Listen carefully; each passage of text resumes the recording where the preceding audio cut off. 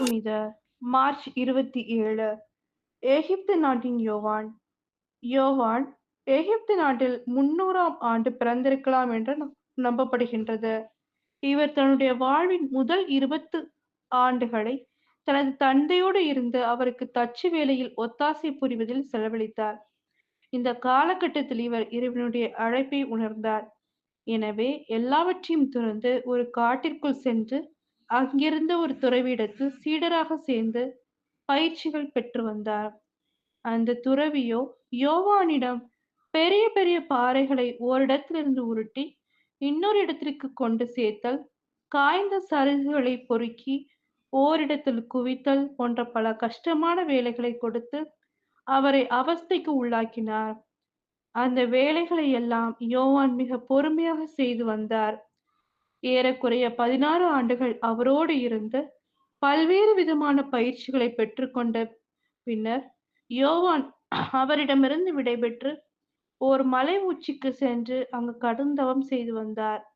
யோவான் மலை உச்சிக்கு சென்ற பின்னர் யாரையும் பார்க்காமல் கடுந்தவம் செய்து வந்தார். அவர் மலை உச்சியில் இருந்து தவம் செய்து கொண்டிருக்கிறார் என்று அறிந்து அவரை பார்ப்பதற்கு நிறைய பேர் போனார்கள். ஆனால் அவர் யாரையும் நேராக பார்க்காமல் தனது அறையின் ஜன்னல் வழியாக பேசி அனுப்பி வைத்தார். ஒரு சமயம் பார்வையற்ற பெண்மணி ஒருத்தி தனக்கு பார்வை கிடைக்க வேண்டும் என்று யோவானிடத்தில் வேண்டினார். யோவானோ அவருக்கு அற்புதமான முறையில் பார்வை கொடுத்து அவரை குணப்படுத்தினார்.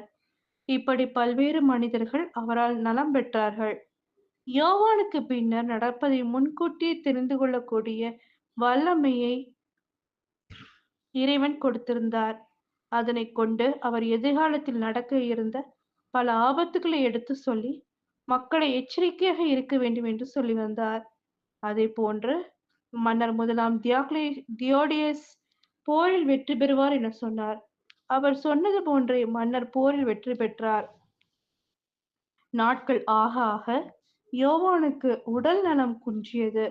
இதனால் அவர் யாரையும் பார்க்க விரும்பாமல் அறையில் தன்னை அடைத்துக் கொண்ட இறைவனிடத்தில் எப்போதும் ஜெபித்து வந்தார்.